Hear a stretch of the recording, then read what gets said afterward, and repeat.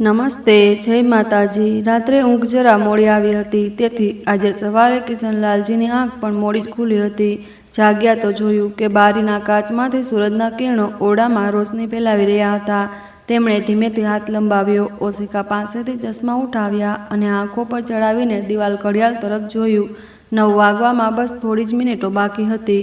તેઓ ધીમા અવાજે પોતાની જાતને બોલ્યા, અરે આટલું મોડું થઈ ગયું? તે તો હવે પહોંચવાના જ હશે। તેઓ લાકડીના સહારે ધીમે ધીમે ચાલતા રૂમની બહાર આવ્યા। આંગણામાં રાજેશ ખુરશી પર બેસીને નાસ્તો કરી રહ્યો હતો। કિશનલાલજી જઈને તેની પાસેથી ખુરશી પર બેસી ગયા। પછી રસોડા તરફ જોતા વહુને બૂમ પાડી, સપના વહુ, મારા માટે પણ એક કપ ચા બનાવી દેજે। રસોડામાં ઊભેલી સપનાનો ચહેરો એકદમ સખત થઈ ગયો। તેના મનમાં ચીડ ચડી આવી। તે મનોમન બબડવા લાગી, લો આંખ ખુલતાની સાથે જ આદેશ શરૂ। વહુ ન થઈ કોઈ મશીન થઈ ગઈ કે બસ ચાલતા જ રહો? અહીં અમે બંને દિવસભર એમની સેવામાં લાગેલા રહીએ છીએ અને પેલી બાજુ મારા જેઠાણી છે, જેમને કોઈ ટેન્શન જ નથી, બસ આરામ અને જલસા। હવે તો લાગે છે મારી આખી જિંદગી બસ એમની સેવા કરતાં કરતાં જ નીકળી જશે। એટલામાં મુખ્ય દરવાજા પરની ઘંટડી વાગી, ડિંગ ડોંગ।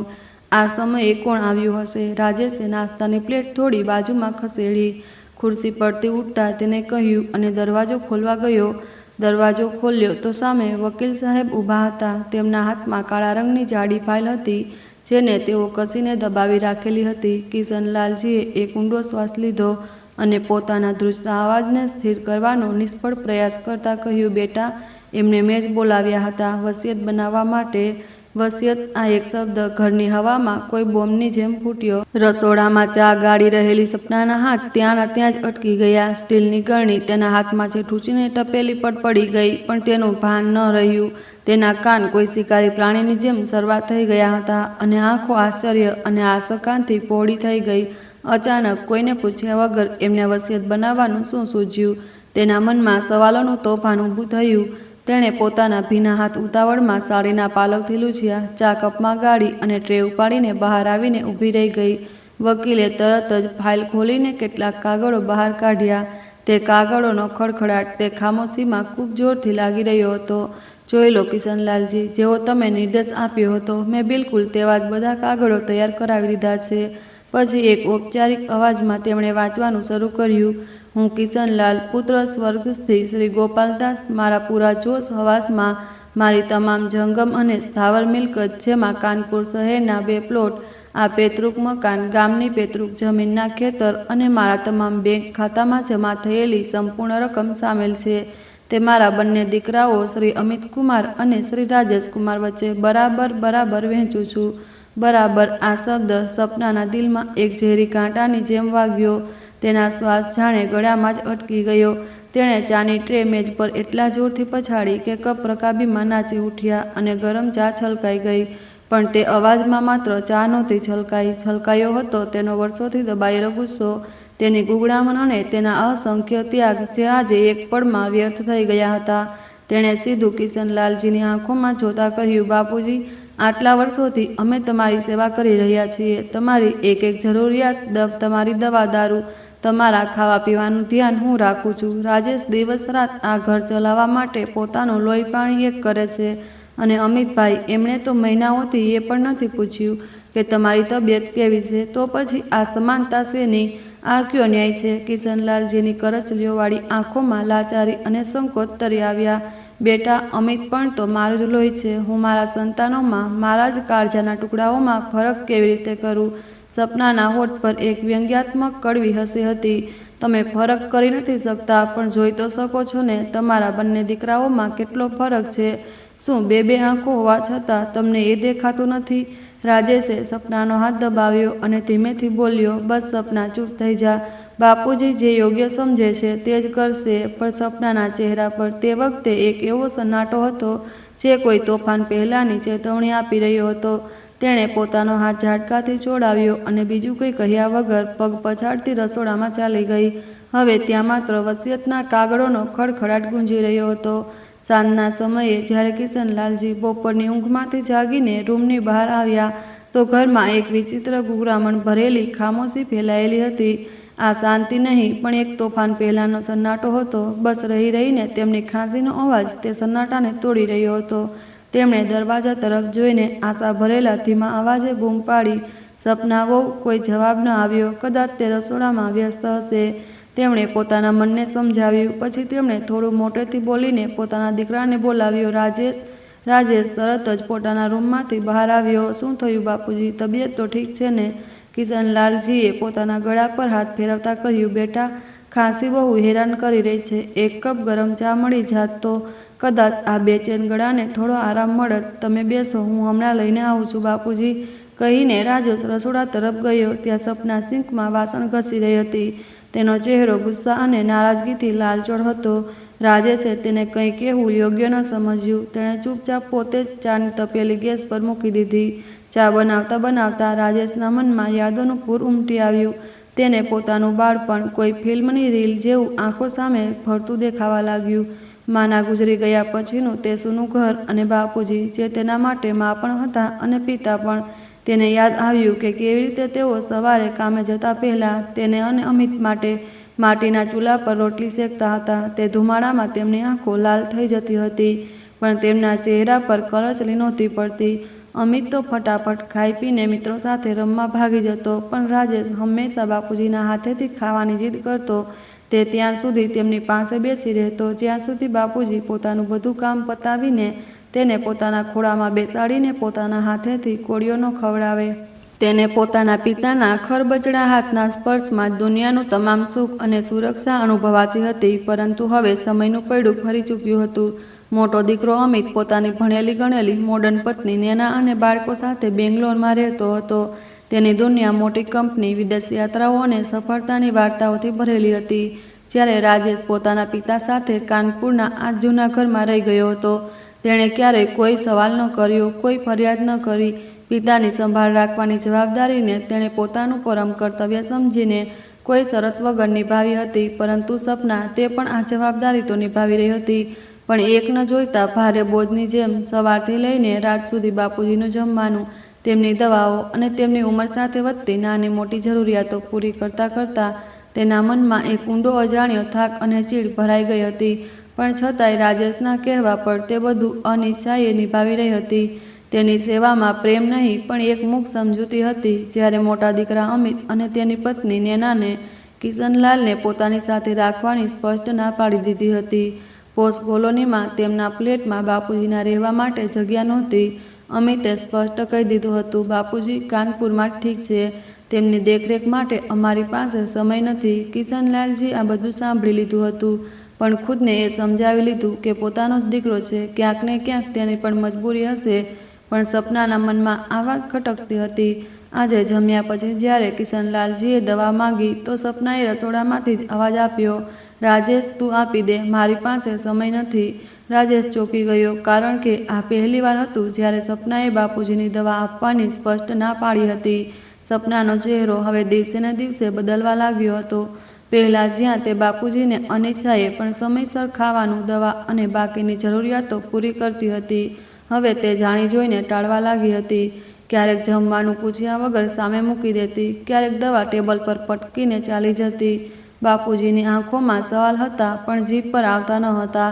સપનાના મનમાં હવે એક જ વાત ઘર કરી ગઈ હતી, સેવા અમે કરીએ અને સંપત્તિ સરખા ભાગે વહેંચાય. તે મનોમન નક્કી કરી ચૂકી હતી કે આ અન્યાય હું બિલકુલ સહન નહીં કરું. રાજેશ પણ ધીરે ધીરે સપનાના આ બદલાવને અનુભવી રહ્યો હતો, પણ તે ચૂપ રહ્યો, એ ભોળી આશામાં કે કદાચ સમય દરેક ઘા ભરી દેશે, કદાચ બધું પહેલાં જેવું થઈ જશે. રાત્રે જ્યારે ઘરના બધા સભ્યો સૂવા ચાલ્યા ગયા તો સપના મોડે સુધી પથારીમાં બેચેનીથી પડખા બદલતી રહી. તેની આંખોમાં ઊંઘ નહીં, પણ એક કુટિલ યોજનાનો નકશો તૈયાર થઈ રહ્યો હતો. ઘરના બાકીના સભ્યો સૂતા હતા, અજાણ હતા એ આંધીથી જે હવે તેમના ઘરમાં ઉઠવાની હતી. 2 દિવસ આમ જ વીત્યા. વસિયતની વાત પછીથી સપનાનો વ્યવહાર પૂરી રીતે બદલાઈ ગયો હતો. પહેલાં તે ઉદાસ મને કિશનલાલજીની સેવા કરતી હતી, પણ હવે તેમની કોઈ પણ વાત પર ભડકી ઉઠતી હતી. તેનો ગુસ્સો ખુલીને બહાર આવી રહ્યો હતો. રાજેશ આ જોઈ રહ્યો હતો. તેની પત્ની હવે હંમેશા ઉખડેલી રહેતી હતી, ચહેરા પર તંગ ભ્રમરો, આંખોમાં ચિંગારી. રાજેશના મનમાં વિચાર આવ્યો કે ક્યાંક કામનો બોજ વધારે હોવાથી તો આવું નથી થઈ રહ્યું ને. જો સપના પર કામનો બોજ ઓછો થઈ જાય તો કદાચ તેનો મિજાજ ઠીક થઈ જાય. તેણે બીજા દિવસે એક કામવાળી બાઈ રખાવી દીધી. તે સવારે આવતી, ઘરની સફાઈ કરતી, કપડાં અને વાસણ ધોતી અને બપોર સુધી પોતાનું કામ પૂરું કરીને ચાલી જતી. રાજેશે સપનાને કહ્યું, જો હવે તારું કામ ઘણું ઓછું થઈ ગયું છે. કચરા પોતા, વાસણ, કપડાં બધું બાઈ કરી દેશે. બસ બાપુજીનું જમવાનું અને તેમની દવાઓનું ધ્યાન રાખી લેજે. સપનાએ કંઈ કહ્યું નહીં, બસ એક ભાવહીન ચહેરા સાથે માથું હલાવી દીધું. પરંતુ દિવસો વીતતા ગયા અને સપનાનો વ્યવહાર સુધરવાને બદલે વધારે બગડી ગયો. તે પોતાના સસરાની નાની નાની નિર્દોષ વાતો પર પણ કારણ વગર બૂમો પાડવા લાગી હતી. એક દિવસ સવારે ચા પીતા કિશનલાલજીએ ખૂબ ડરતા ધ્રુજતા અવાજે કહ્યું, સપના વહુ, આજે ચામાં ખાંડ નથી. લાગે છે તું નાખવાનું ભૂલી ગઈ. આ સાંભળતા જ સપના જાણે ભડકી ઉઠી. ખાંડ નથી તો પોતાના હાથે ઉઠીને નાખી લો. શું દરેક વખતે મારી ભૂલ કાઢવી અને મને નીચું દેખાડવું જરૂરી છે? હું પણ માણસ છું, ભૂલી ન શકું છું. રાજેશે તેને ટોકી, સપના, આ કઈ રીત છે વાત કરવાની? બાપુજીએ બસ જણાવ્યું તો છે. સપનાએ તેને એક ઠંડી બેપરવાહ નજરથી જોયો અને બોલી, જે સાચું છે એ જ કહી રહી છું. તને નથી દેખાતું કે હું કેટલું થાકી ચૂકી છું આ બધાથી? રાજેશ ચૂપ થઈ ગયો. તેને સમજાતું નહોતું કે કામવાળી બાઈ રાખ્યા પછી પણ સપનાની આ નારાજગી કેમ દિવસે ને દિવસે વધતી જઈ રહી છે. પછી એક દિવસ એવા સમાચાર આવ્યા જેણે સપનાના ગુસ્સા અને ઈર્ષાની આગમાં ઘી હોમવાનું કામ કર્યું. કિશનલાલજી ફોન પર પોતાના મોટા દીકરા અમિત સાથે વાત કરી રહ્યા હતા. તેમના અવાજમાં ઘણા સમય પછી ખુશી અને ઉત્સાહ છલકાયો. વાત પૂરી થવા પર તેમણે રાજેશને જણાવ્યું, અમિત નેના અને બાળકોને લઈને વિદેશ ફરવા ગયો છે. યુરોપની ટૂર છે પૂરા 1 મહિનાની. આ સમાચાર જ્યારે સપનાના કાને પહોંચ્યા તો તે જાણે બળીને રાખ થઈ ગઈ. તેણે તરત પોતાનો મોબાઈલ ઉપાડ્યો અને સોશિયલ મીડિયાની એપ ખોલી. ત્યાં અમિત અને નેનાની તસવીરોનું પૂર આવ્યું હતું. ક્યારેક તેઓ પેરિસમાં એફિલ ટાવરની સામે ઊભા હતા તો ક્યારેક સ્વિટ્ઝરલેન્ડની બર્ફીલી ખીણોમાં ખિલખિલાટ કરી રહ્યા હતા. તસવીરોની નીચે લખેલા કેપ્શન તેના ઘા પર મીઠું ભભરાવી રહ્યા હતા. Vacation in paradise, life is beautiful. સપનાનો ચહેરો ગુસ્સા અને ઈર્ષાથી લાલચોળ થઈ ઉઠ્યો. તેણે ફોનને ટેબલ પર એટલા જોરથી પછાડ્યો કે તેનો સ્ક્રીન ગાર્ડ તૂટી ગયો. તે બરાડી, જુઓ જુઓ આમને, આ લોકો વિદેશોમાં જલસા કરી રહ્યા છે, જન્નતમાં ફરી રહ્યા છે અને અહીં હું ઘરમાં આ નરકમાં બાપુજીની નોકરાણી બનીને પડી છું. રાજેશે તેને સમજાવવાની એક વધુ નિષ્ફળ કોશિશ કરી. સપના, તને નોકરાણી કોણ કહી રહ્યું છે? અને એમને ફરવા જવાથી આપણને શું ફરક પડવો જોઈએ? આ એમની જિંદગી છે. શું મતલબ આપણને શું? તે લગભગ ચીખી. ફરક પડે છે રાજેશ, બહુ ફરક પડે છે. વર્ષોથી હું બાપુજીનો બોજ ઉઠાવી રહી છું, બધા કામ કરી રહી છું. તું ઓફિસમાં 8 કલાક થાકે છે અને હું અહીં 24 કલાક આ ઘરની ઘંટીમાં પીસાવ છું અને પેલા લોકો વિદેશ ફરી રહ્યા છે અને વસિયતમાં હિસ્સો સરખો લેશે. આ કયો ન્યાય છે? તેના અવાજમાં ગુસ્સો, આંસુ અને લાચારીનું એક વિસ્ફોટક મિશ્રણ હતું. તે રાત્રે સપનાએ રસોડામાં પગ ન મૂક્યો. તેણે જમવાનું બનાવવાની ચોખ્ખી ના પાડી દીધી. ઓફિસથી થાક્યો હાર્યો પાછો ફરેલા રાજેશે પૂછ્યું, સપના, બાપુજીને જમવાનું આપી દીધું? મેં નથી બનાવ્યું. તેણે એક સપાટ ઠંડા અવાજમાં જવાબ આપ્યો. શું? કેમ નથી બનાવ્યું? રાજેશ હેરાન હતો. આજે મારું મન નથી, તું બહારથી મંગાવી લે. હદ કરે છે સપના. બાપુજી બહારનું તળેલું મસાલેદાર ખાવાનું કેવી રીતે ખાશે? તેમની તબિયતનો તો ખ્યાલ કર. મને નથી ખબર. ખબર છે તો માત્ર એટલું કે મારાથી તો અત્યારે કશું જ નહીં બને. રાજેશ હેરાન હતો. પહેલાં સપના થાકેલી હોવા છતાં કામ કરતી હતી, પણ હવે તો જાણે તેને કોઈ કામ ન કરવા માટે બહાનું જોઈતું હતું. રાજેશે પોતે જ જેમ તેમ 2 રોટલી બનાવી અને દૂધ સાથે પોતાના પિતાને આપીને બાકીનું જમવાનું બહારથી ઓર્ડર કરી દીધું. કિશનલાલજી પોતાના રૂમમાં સૂતા હતા. કદાચ તેમને અત્યાર સુધી ખબર નહોતી કે તેમની વસિયતે સપનાના મનમાં શું આગ લગાવી દીધી હતી. રાજેશ જોઈ શકતો હતો કે હવે સપનાના ચહેરા પર માત્ર 2 જ ભાવ દેખાતા હતા, ઈર્ષા અને નફરતના ભાવ. તે સમજી ગયો કે તેની અંદર ભરેલો ગુસ્સો હવે કામના બોજનો નહીં પણ મનની અંદર ઉછરી રહેલી કડવાશનો હતો.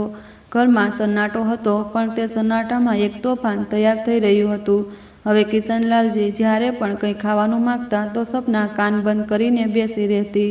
પોતાના પૌત્રને બૂમ પાડતા તો તેને પણ દાદાજી પાસે જવાની ના પાડી દેતી.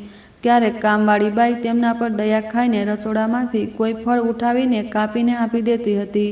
સપનાએ જ્યારે તેને આમ કરતા જોઈ તો જોરદાર ધમકાવી દીધી, આગળથી ક્યારેય આવું કર્યું તો કામ પરથી કાઢી મૂકીશ. ત્યારબાદ કામવાળી બાઈએ પણ પોતાના કામથી કામ રાખવાનું શરૂ કરી દીધું. આજે બપોરે જ્યારે ઘડિયાળમાં 3 વાગી રહ્યા હતા અને બહાર ધોમધોકતો તડકો હતો, કિશનલાલજીએ પોતાના રૂમમાંથી એક ખૂબ જ નબળા દબાયેલા અવાજે બૂમ પાડી, બેટા, કંઈ ખાવાનું હોય તો આપી દે, સવારથી કશું ખાધું નથી. સપના, જે પોતાના રૂમમાં સૂતી હતી, આ સાંભળીને તુનક મિજાજમાં બહાર આવી. આ પણ કોઈ સમય છે ખાવાનો? 12 વાગે તો દૂધ દલિયા ખાધું હતું અને હવે ફરી ભૂખ લાગી ગઈ. જે રોટલી શાક બન્યું હતું તે પૂરું થઈ ગયું. તમારી પાસે ખાવા અને ફરમાઈશો કરવા સિવાય કોઈ બીજું કામ છે પણ નહીં. આ ઘર છે, કોઈ હોટલ નથી કે તમારા માટે 24 કલાક રસોડું ખુલ્લું રહે. ચૂપચાપ જઈને સૂઈ જાઓ. હવે જે પણ મળશે સાંજે જ મળશે, બધાની સાથે. કિશનલાલજી કંઈ કહે તે પહેલાં જ સપના ફરીને પોતાના રૂમમાં ચાલી ગઈ. તેમની આંખોમાં એક ઊંડી ઉદાસી છવાઈ ગઈ, પણ તેઓ એક પણ શબ્દ ન બોલ્યા. ચૂપચાપ પાછા પોતાની પથારી પર સૂઈ ગયા. સંજોગોવશાત રાજેશ આજે ઓફિસથી વહેલો પાછો આવી ગયો હતો. તે દરવાજા પર જ ઊભો હતો અને તેણે સપનાનો દરેક કડવો અને ઝેરીલો શબ્દ સાંભળી લીધો હતો.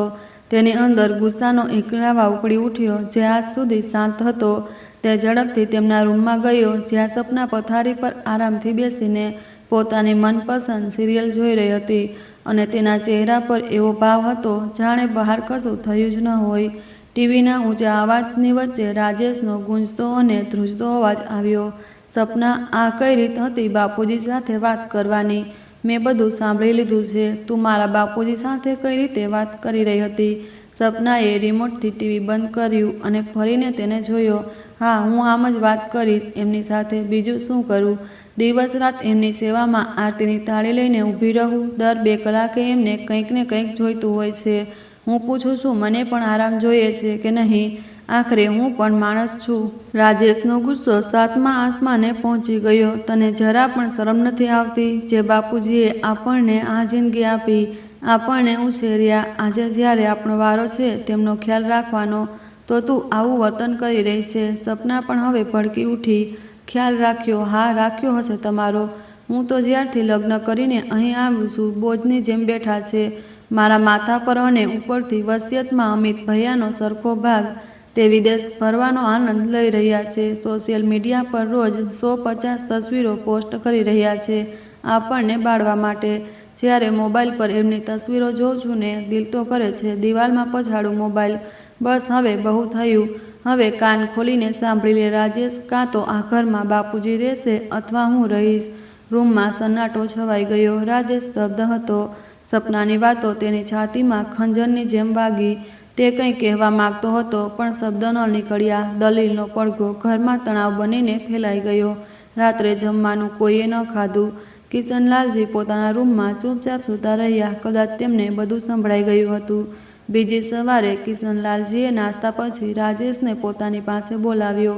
તેમનો અવાજ ધ્રુજી રહ્યો હતો. રાજેશ, હું નથી ઈચ્છતો કે મારા કારણે તમારા બંને વચ્ચે અણબનાવ થાય. ઘરની શાંતિ જળવાઈ રહે એટલા માટે હું વૃદ્ધાશ્રમ ચાલ્યો જઈશ. રાજેશ ચોંકી ગયો. બાપુજી, આ તમે શું કહી રહ્યા છો? હું આવું ક્યારેય નહીં થવા દઉં. પણ કિશનલાલ બોલ્યા, ના બેટા, મેં નિર્ણય કરી લીધો છે. હવે હું અહીં રહીને આ ઘરના ક્લેશને વધુ વધારવા નથી માંગતો. સપના પર બોજ બનીને હું હવે વધુ નથી રહેવા માંગતો.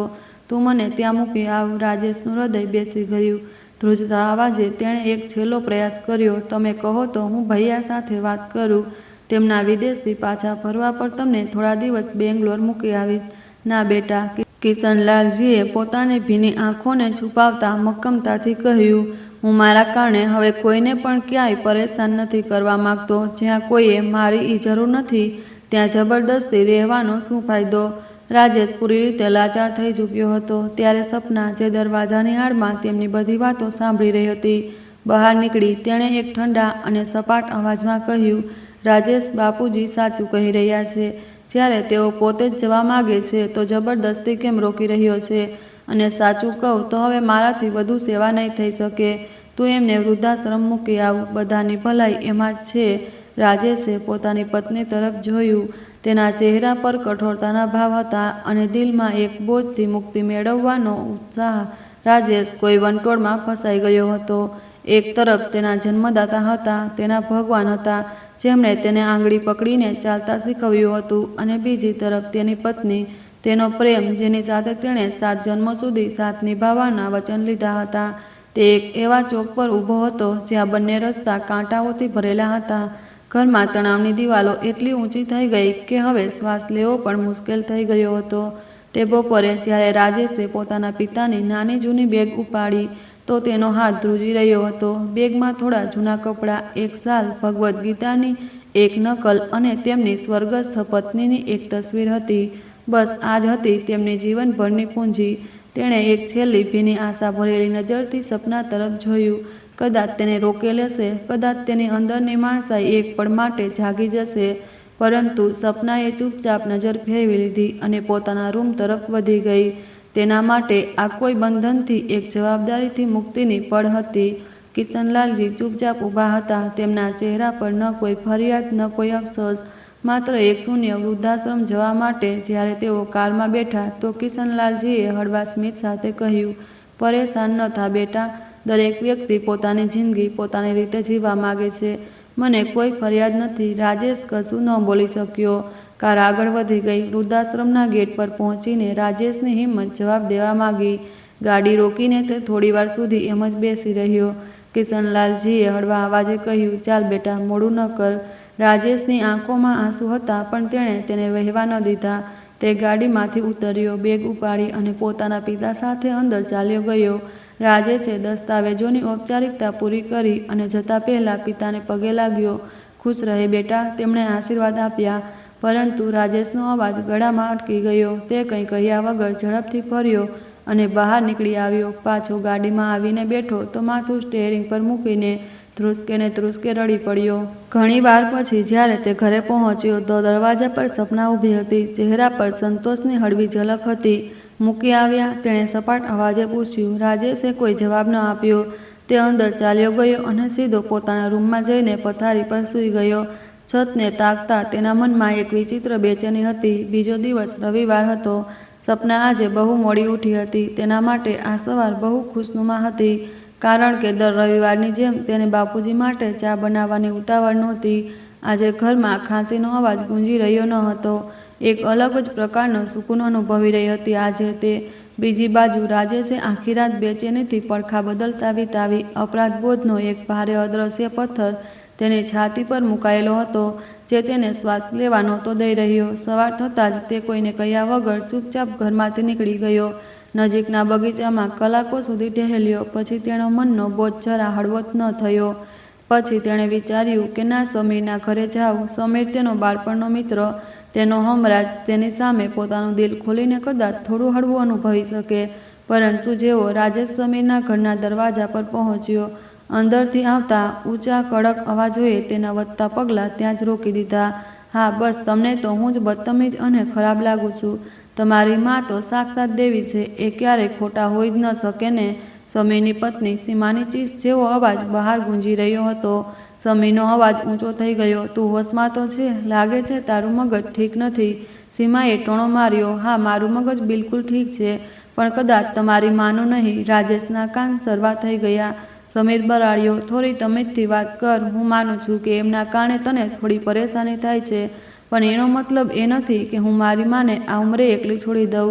માને ગામડે મોકલી દેવી કોઈ ઉકેલ નથી. એમને પોતાની આખી જિંદગી અમને સારું જીવન આપવામાં લગાવી દીધી, અને હવે જ્યારે એમને અમારી જરૂર છે તો અમે એમને એકલા છોડી દઈએ? પોતાના દ્રષ્ટિકોણથી વિચાર સીમા. માની જગ્યાએ પોતાને મૂકીને જો. કાલ ઉઠીને આપણા દીકરાના લગ્ન થશે, આપણે પણ ઘરડા થઈશું. શું તું ઈચ્છીશ કે આપણો દીકરો અને વહુ આપણને આમ જ બહાર કાઢી મૂકે? સીમાનો અવાજ અચાનક થંભી ગયો. સમીરે નરમ અવાજે આગળ કહ્યું, આજે આપણે જેવું કરીશું, કાલે આપણી સાથે પણ એવું જ થશે. આ ભૂલતી નહીં. માં આપણી જવાબદારી છે, અને આ જવાબદારીથી આપણે મોઢું ફેરવી ન શકીએ. તેની વાતો પછી ઘરમાં સન્નાટો છવાઈ ગયો. રાજેશ બહાર ઊભો આ બધું સાંભળી રહ્યો હતો. તેનું દિલ જોરથી ધડકવા લાગ્યું. તેને લાગ્યું જાણે કોઈએ તેને ઊંઘમાંથી ઝંઝોડીને જગાડી દીધો હોય. સમીરની સમજદારી, તેનું ધૈર્ય અને પોતાની મા પ્રત્યે તેની અડગ નિષ્ઠાએ રાજેશના સૂતેલા જમીર પર એક જોરદાર ચોટ મારી હતી. તે કોઈ વાત કર્યા વગર જ ત્યાંથી પોતાના ઘર તરફ ચાલી નીકળ્યો. રસ્તાભર તેના મનમાં વિચારોનું એક ભયાનક તોફાન ચાલતું રહ્યું. સમીરે કેટલી સરળતાથી, કેટલા પ્રેમથી પોતાની પત્નીને સમજાવી અને પરિસ્થિતિને સંભાળી લીધી. શું હું મારી પત્નીને શાંતિથી નહોતો સમજાવી શકતો? હું આટલી સરળતાથી હાર કેવી રીતે માની ગયો? મેં ભગવાન સમાન મારા પિતાને મારી પત્નીના કહેવા પર આટલી સરળતાથી કેવી રીતે છોડી દીધા? દરેક ડગલે તેનો અપરાધબોધ, તેની આત્મગ્લાનિ વધુને વધુ ઊંડી થતી જતી હતી. સાંજે જ્યારે તે ઘરે પાછો ફર્યો તો તેના ચહેરા પર એક વિચિત્ર કઠોરતા હતી. સપના તેની પાસે આવી તેના ચહેરાની ઉદાસીને પામી ગઈ. શું થયું? આટલા પરેશાન કેમ લાગો છો? રાજેશ ચૂપ રહ્યો, પણ સપના સમજી ગઈ કે તેમણે ટોણા ભર્યા લહેકા સાથે કહ્યું, હવે તું ફરીથી તારા બાપુજી વિશે વિચારી રહ્યો છે, બરાબર ને? બીજું કોઈ કામ નથી શું તને? ક્યાંક તું એમને પાછા લાવવા વિશે તો નથી વિચારી રહ્યો ને? રાજેશની ધીરજ ખૂટી ગઈ. તેણે સપના તરફ જોયું અને કહ્યું, સપના પિતા છે એ મારા, કેવી રીતે ભૂલી શકું હું એમને?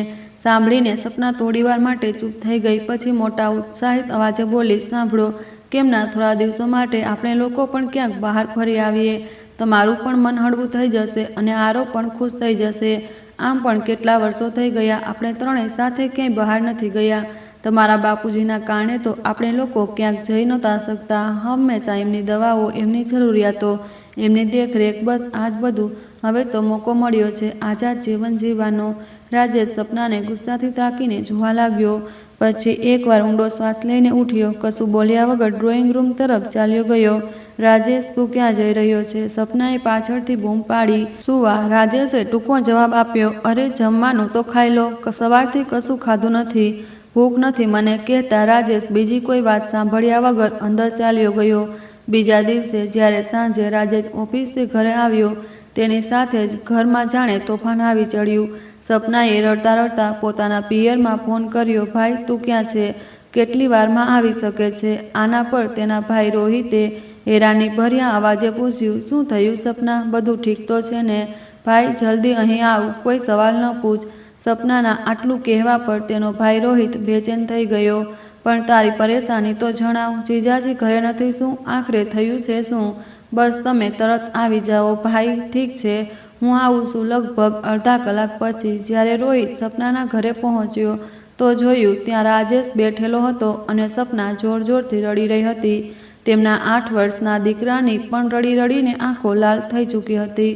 શું થયું જીજાજી? એવી શું વાત થઈ ગઈ? રોહિતે પૂછ્યું. પણ રાજેશે કશું ન કહ્યું તો સપના પોતાની આંખોના આંસુ લૂછતા બોલી, આ જુઓ ભૈયા, તલાકના કાગળ તૈયાર કરાવીને લાવ્યા છે. કહે છે કે મારાથી તલાક લેવા માગે છે. રોહિત ડઘાઈ ગયો. એક પળ માટે તો તેને લાગ્યું કે સપના મજાક કરી રહી છે, પણ તેના આંસુ જૂઠ તો ન હોઈ શકે. તે કિશનલાલજીના રૂમ તરફ આગળ વધ્યો. કદાચ તેમને કંઈ ખબર હોય કે આખરે વાત શું બની છે, પણ ડોક્યું કરીને જોયું તો રૂમમાં કોઈ નહોતું. તેણે પોતાના ભાણિયાને બૂમ પાડી, આરવ, આરવ બેટા, અહીં આવતો. દાદાજી ક્યાં છે? બાળકે સૂજેલી આંખો સાથે માસુમિયતથી જવાબ આપ્યો, એ પપ્પા તો એમને 3-4 દિવસ પહેલાં ઓલ્ડ એજ હોમ મૂકી આવ્યા હતા. રોહિતને જાણે વીજળીનો ઝટકો લાગ્યો. હવે ધીરે ધીરે તેની સામે બધી વાત સ્પષ્ટ થતી જઈ રહી હતી. તે ધીમેથી રાજેશ પાસે ગયો અને તેના ખભા પર હાથ મૂક્યો. તેના અવાજમાં પોતાનાપણું હતું, પણ સાથે ગંભીરતા પણ. જીજાજી, કોઈ સમસ્યા હતી તો પરસ્પર બેસીને વાત કરી લત, પણ એક ઝાટકે તલાકનો આટલો મોટો નિર્ણય લઈ લેવો યોગ્ય નથી. બસ આટલું સાંભળતા જ રાજેશની વર્ષોથી દબાયેલી ધીરજ, તેનું દર્દ, તેનો પશ્ચાતાપ બધું જ આંસુઓના પૂરમાં વહી નીકળ્યું. તે ધ્રુસકે ને ધ્રુસકે રડી પડ્યો. મેં મારા 70 વર્ષના વૃદ્ધ પિતાને વૃદ્ધાશ્રમમાં છોડી દીધા, માત્ર આ સ્ત્રીના કારણે. તારી બહેને તો જાણે સમ ખાઈ લીધા હતા કે એમને ઘરમાંથી કાઢીને જ રહેશે. ના તો પોતે એમની સાથે ઢંગથી વાત કરતી હતી, ના તો બાળકને એમની પાસે જવા દેતી હતી. એમનું જીવવું હરામ કરી નાખ્યું હતું. નોકરાણી સૂંધીને ના પાડી દીધી હતી કે બાપુજીની કોઈ મદદ ન કરે. પરેશાન થઈને આખરે એમણે જ કહી દીધું કે મને વૃદ્ધાશ્રમ મોકલી દો. રાજેશે બંને હાથોથી પોતાનો ચહેરો ઢાંકી લીધો અને રડી પડ્યો. પછી થોડો સ્વસ્થ થઈને ભરેલા ગળે બોલ્યો, તું કદાચ નથી જાણતો, જ્યારે હું 4 વર્ષનો હતો મારી માં અમને છોડીને ચાલી ગઈ હતી.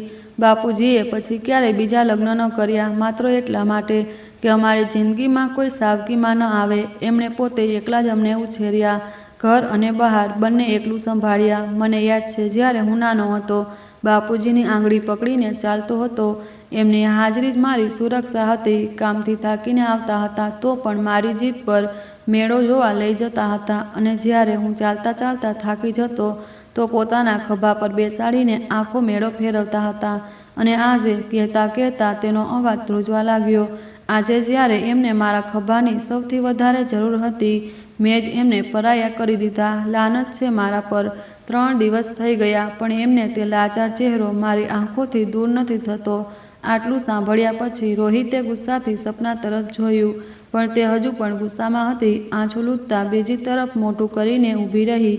મારા બાપુજીએ પોતાના બાળકોનું ભવિષ્ય સુધારવા માટે આખી જિંદગી લગાવી દીધી. અમારા લોકો માટે આ આસિયાનો હેમત તૈયાર નહોતો થઈ ગયો. આને બનાવવામાં એમણે પોતાના લોહી પરસેવાની એક એક બૂંદથી આ ઘરની એક એક ઈંટને સીંચી છે. જો હું મારા ભગવાન સમાન પિતાનો ન થઈ શક્યો તો પોતાની પત્ની અને દીકરાનો કેવી રીતે થઈ શકું? કહેતા કહેતા તે નાના બાળકની જેમ રડી પડ્યો. તેની વાતો સાંભળીને સપનાને હવે મનોમન પોતાની ભૂલનો અહેસાસ થવા લાગ્યો હતો. ગભરામણને કારણે તેની આંગળીઓ સાડીના પાલવને વારંવાર મળોરી રહી હતી. પછી એક લાંબો શ્વાસ લેતા રાજેશ બોલ્યો, મેં મારા જન્મદાતાને એ લોકોના હવાલે કરી દીધા જે એમની આદતો, એમની જરૂરિયાતો નથી જાણતા, એમની બીમારી નથી સમજતા, જે એમના વિશે કશું જ નથી જાણતા. જ્યારે હું મારા પિતા માટે કશું નથી કરી શક્યો તો બાકી કોઈના માટે શું કરીશ? મારી પત્નીએ તો મને સ્પષ્ટ જણાવી દીધું છે કે મારા પિતા તેના માટે બોજ છે. જ્યારે તેને પોતાની આઝાદી એટલી વહાલી છે તો હું કેમ તેને અધૂરી આઝાદી આપું? કેમ ના તેને પૂરી રીતે આઝાદ કરી દઉં? રાજેશના આ શબ્દો સાંભળતા જ સપનાનું હૃદય કાંપી ઉઠ્યું. તેણે ભરેલી આંખે તેની તરફ જોયું, પણ રાજેશની વાત હજુ પૂરી નહોતી થઈ. જ્યારે હું મા વગર ઉછરી શકું છું તો મારો દીકરો પણ બાપ વગર ઉછરી જશે. મા તો છે તેની પાસે, તેને શું ખોટ પડશે? આ કહેતા તેની નજર પોતાના દીકરા પર પડી જે ડરેલો ખૂણામાં ઊભો હતો. રાજેશની આંખોમાં એક વિચિત્ર મક્કમતા આવી ગઈ. એટલે હું તલાક આપવા માંગુ છું. હવે તું મજાથી ફરજે હરજે. બાપુજીની જવાબદારીનો બોજ તો પહેલાં જ તારા માથા પરથી ઉતરી ચૂક્યો છું. હવે તો હું તને મારી પોતાની જવાબદારીથી પણ આઝાદ કરી રહ્યો છું. પણ ચિંતા ન કરતી, મારી તમામ સંપત્તિ તારી પાસે રહેજે. બધું છોડીને હું મારા બાપુજી પાસે વૃદ્ધાશ્રમમાં જ રહીશ. ઓછામાં ઓછું એક સુકૂન તો હશે મનમાં કે બાપુજીના જીવનમાં અંતિમ પડાવમાં હું એમની સાથે એમની પાસે રહી શકીશ. આ સાંભળતા જ સપનાનું દિલ બેસી ગયું. ત્યારે રોહિતે પોતાની બહેન તરફ જોયું અને એક તીખો વાગે તેવો કટાક્ષ કર્યો. સપના, તારો આઈડિયા તો બહુ સારો છે. હું પણ વિચારી રહ્યો છું કે મારી માને વૃદ્ધાશ્રમ મૂકી આવું. સાત સવારે એમની બિચારીઓ, એમની દેખરેખ, એમની ખર્ચા. હું પણ તંગ આવી ગયો છું. કેમ ના હું પણ તારી જેમ પોતાની જિંદગીને સરળ બનાવી લઉં. આ સાંભળતા જ સપનાને લાગ્યું જાણે કોઈએ તેના ચહેરા પર એક જોરદાર તમાચો માર્યો હોય. નહીં ભાઈ, પ્લીઝ આવું ન કહો. તે રડી પડી. કેમ? જ્યારે તે તારા સસરા સાથે આ કર્યું ત્યારે તારું દિલ ન પીગળ્યું? એમને એમના જ ઘરમાંથી કાઢતી વખતે તારો આત્મા એક પણ વાર ન ધ્રુજ્યો? જે વૃદ્ધાશ્રમમાં તે તારા સસરાજીને છોડ્યા છે. 2 કલાક, માત્ર 2 કલાક વિતાવીને જો એ વૃદ્ધાશ્રમમાં. સપના જમીન પર બેસી ગઈ અને કોઈ બાળકની જેમ ધ્રુસકે ને ધ્રુસકે રડવા લાગી. મને માફ કરી દો, મારાથી બહુ મોટી ભૂલ થઈ ગઈ. પછી રોહિત રાજેશના ખભા પર હાથ મૂકતા બોલ્યો, જીજાજી, સપનાને માત્ર એક વધુ મોકો આપો. ચાલો આપણે બધા મળીને અંકલને સન્માન સાથે પાછા લઈ આવીએ. તેણે દિવાલ પર લટકતી ઘડિયાળ જોઈ. સાંજના 7 વાગી રહ્યા હતા. હવે વધુ મોડું કરવું યોગ્ય નથી. થોડી જ વારમાં રાજેશની કાર વૃદ્ધાશ્રમના ગેટ સામે ઊભી હતી. રાજેશ, સપના અને રોહિત ત્રણેય કારમાંથી ઉતર્યા. જેવા તેમણે વૃદ્ધાશ્રમના ઉંબરા પર પગ મૂક્યો, તેમની નજર એક ઘરડીમાં પર પડી જે ગેટ તરફ એકટસે જોઈ રહી હતી. તેની નબળી આંખો આશાથી ભરેલી દેખાઈ રહી હતી. સપના વિચારમાં પડી ગઈ. ગેટને આમ કેમ જોઈ રહ્યા છે? પાસે ઊભેલા એક કર્મચારીએ ધીમેથી જણાવ્યું, અમ્માજી રોજ સવારથી સાંજ સુધી અહીં જ બેસીને પોતાના દીકરાની રાહ જુએ છે. દીકરો 3 વર્ષ પહેલાં છોડી ગયો હતો. આજ સુધી પાછો નથી ફર્યો. આ સાંભળતા સપના અંદર સુધી કાંપી ગઈ. તેના પગ લડખડાવા લાગ્યા. સપનાએ જોયું વૃદ્ધાશ્રમનું વાતાવરણ મગજને સૂન કરી દેનારી ગહન ઉદાસીથી ભરેલું હતું. દરેક ચહેરા પર એક ન કહી શકાય તેવી પીડા હતી. હોલમાં પહોંચીને સપનાએ ચારે બાજુ નજર દોડાવી. 1 ડઝનની નજીક વૃદ્ધો બેઠા હતા. કોઈ ચૂપચાપ છતને તાકી રહ્યું હતું. અમુકની આંખો શૂન્યમાં ક્યાંક ખોવાયેલી હતી. તો કોઈ આંખોથી આંસુ વહાવી રહ્યું હતું. રહી રહીને કોઈ ખૂણેથી સૂકી ખાંસીનો અવાજ કે દર્દ ભરેલી કણીશ તે ભયાનક સન્નાટાને તોડી રહી હતી. હવે તેઓ કિશનલાલજીને શોધી રહ્યા હતા. એક કર્મચારીએ તેમને વરંડા તરફ ઇશારો કર્યો. જેવા તેઓ વરંડામાં પહોંચ્યા, તેમણે એક વૃદ્ધને કિશનલાલજી સાથે વાત કરતા સાંભળ્યા. તે વૃદ્ધ પોતાની વાર્તા સંભળાવી રહ્યા હતા. ભાઈ સાહેબ, મારો તો કોઈ દીકરો નહોતો, માત્ર દીકરીઓ જ હતી જે પરણીને ચાલી ગઈ, એટલે અહીં આવવું મારી મજબૂરી હતી. પણ તમારી કહાની સંભળાવીને તો કાળજું ફાટી ગયું. 2 યુવાન દીકરા હોવા છતાં તમે અહીં છો. તમારી વહુએ તમને ઘરમાંથી કાઢી મૂક્યા. કેવી નિર્દય પથ્થરદિલ સ્ત્રી છે. ભગવાન આવી વહુ કોઈ દુશ્મનને પણ ન આપે. આ શબ્દો સપનાના કાનમાં પીગળેલા શીશાની જેમ ઉતર્યા. તેનું હૃદય બેસી ગયું. તેણે ડર અને શરમથી પોતાના પતિ રાજેશ તરફ જોયું. તેને લાગ્યું જાણે જમીન ફાટી જાય અને તે તેમાં સમાઈ જાય. પરંતુ તેનાથી પણ વધુ ચોંકાવનારી, દિલને ચીરી દેનારી વાત કિશનલાલજીની પ્રતિક્રિયા હતી. તેમણે તે વૃદ્ધ તરફ જોઈને એક ફીકા સ્મિત સાથે કહ્યું, ના ભાઈ સાહેબ, એવી વાત નથી. મારી વહુ એવી નથી. તે બહુ સારી છે. બસ થોડું બાળપણ છે એનામાં, પણ તે ખરાબ નથી, બિલકુલ પણ નહીં. આ સાંભળીને ત્રણેય ત્યાંના ત્યાં જ થંભી ગયા. તમને અહીં છોડી ગયા, તમારી સાથે આટલું ખરાબ વર્તન કર્યું, છતાંય તમે એમની તરફદારી કરી રહ્યા છો, એમને સારા કહી રહ્યા છો? વૃદ્ધે ઘેરા આશ્ચર્યથી પૂછ્યું. કિશનલાલજી પોતાની ધૂંધળી આંખોથી દૂર ક્યાંક જોતા બોલ્યા, બાળકો છે, નાદાન છે, ક્યારેક ક્યારેક ગુસ્સામાં કે ના સમજમાં રસ્તો ભટકી જાય.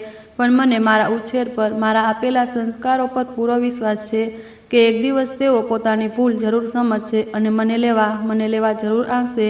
આ કહેતા તેમની આંખોમાંથી આંસુનું એક ટીપું દર દઈને તેમની કરચલીઓમાં ખોવાઈ ગયું. બસ તે જ પળ હતી. કિશનલાલજીના તે શબ્દો, તેમની આંખોનો તે વિશ્વાસ અને તે એક આંસુ સપનાની ભીતર કોઈ પરમાણુ બોમ્બની જેમ ફૂટ્યો. તેનું બધું અભિમાન, તેનો ગુસ્સો, તેની ફરિયાદો, બધું જ કાચની જેમ તૂટીને વિખેરાઈ ગયું. જે માણસને તેણે આટલો અપમાનિત કર્યો, જેને તેણે બોજ સમજ્યા, તેણે એકવાર પણ તેના માટે કોઈ કડવો શબ્દ ન કહ્યો. તેનું દિલ ગ્લાનિ અને પશ્ચાતાપથી ફાટી પડ્યું. વીતેલી કેટલીક પળોમાં જે કંઈ પણ તેને જોયું હતું, વૃદ્ધોનું તે એકલવાયુપણું, તે લાચારી અને હવે સસરાજીના તે શબ્દો, બધું જ એક સાથે મળીને એક સુનામીની જેમ તેના જમીર સાથે ટકરાયું. તે ઝડપથી આગળ વધી અને કશું પણ વિચાર્યા વગર કિશનલાલજીના પગમાં પડી ગઈ. બાપુજી, મને માફ કરી દો, મારાથી બહુ મોટી ભૂલ થઈ ગઈ. તે ડૂસકા ભરીને જમીન પર પોતાનું માથું પટકી પટકીને રડી રહી હતી. કિશનલાલજી ગભરાઈ ગયા. તેમણે જલ્દીથી તેને ઉઠાવવાની કોશિશ કરી. અરે ના બેટી, આવું ન કર, ઉઠ. વહુ દીકરીઓ પગમાં નથી પડતી. પરંતુ સપના ઉઠવા તૈયાર નહોતી. તે ધ્રુસકે ને ધ્રુસકે રડવા લાગી. હું કેટલી સ્વાર્થી હતી બાપુજી. મેં મારા સુખની આગળ તમારી તકલીફને ન જોઈ. મને સમજ ન આવ્યું કે તમે અમારા પરિવારનો પાયો છો અને હું તમને જ ઘરમાંથી કાઢવાની જીદ કરી બેઠી. તેના આંસુ જમીન પર ટપ ટપ ટપકી રહ્યા હતા. મને માફ કરી દો બાપુજી, તે વારંવાર કહેતી જતી હતી. રાજેશ પણ હવે પોતાના આંસુ રોકી ન શક્યો. તે પણ પિતાના પગમાં ઝૂકી ગયો. બાપુજી, હું પણ દોષી છું. મેં મારી પત્નીની જીદ આગળ ઝૂકીને તમારું અપમાન કર્યું. હું બહુ શર્મિંદા છું. સપનાનો ભાઈ રોહિત પણ કિશનલાલજીની સામે હાથ જોડીને ઊભો રહી ગયો અને બોલ્યો, આજ પછી સપના તમારી વહુ નહીં પણ તમારી દીકરી બનીને રહેશે, તમારો પૂરો ખ્યાલ રાખશે. હું તમને આ વચન આપું છું. ચાલો બાપુજી, હવે અમે તમને પાછા ઘરે લઈ જઈશું. અમારું ઘર તમારા વગર અધૂરું છે. સપનાએ કહ્યું તો કિશનલાલજીની પાંપણો ભીની થઈ ગઈ. તેમણે રાજેશ અને સપનાના માથા પર હાથ મૂક્યો અને તેમને ગળે લગાવી લીધા. ત્યાં ઊભેલા બીજા વૃદ્ધોની આંખો પણ આ દ્રશ્ય જોઈને ભીની થઈ ગઈ. ત્યારબાદ રાજેશે વૃદ્ધાશ્રમના મેનેજરને મળીને બધી ઔપચારિકતાઓ પૂરી કરી. જેવા તેઓ બહાર નીકળ્યા, આશ્રમના બાકી વૃદ્ધો પોતપોતાના રૂમમાંથી બહાર આવી ગયા. કોઈ લાકડી ટેકવતું, કોઈ દિવાલનો સહારો લેતું, પણ બધાની આંખોમાં એક જ ન કહી શકાય તેવી આશા જાગી ઉઠી. બાપુજી ચાલો, રાજેશે કહ્યું અને કિશનલાલજીનો હાથ પકડી લીધો. તેઓ બધા ધીરે ધીરે આશ્રમના ગેટ તરફ વધ્યા. પાછળ ઊભેલા વૃદ્ધો તેમને એકીટસે તાકી રહ્યા હતા. એક ઘરડી માની આંખોમાંથી આંસુ ટપકી પડ્યા. તેણે પોતાના ધ્રુજતા હાથોમાં સાડીનો છેડો પકડ્યો અને આંસુ લૂછવા લાગી. મનોમન વિચારવા લાગી, કાશ મારા જીવનમાં પણ આવો દિવસ આવે. કાશ મને પણ મારો દીકરો મારો હાથ પકડીને પોતાની સાથે લઈ જાય.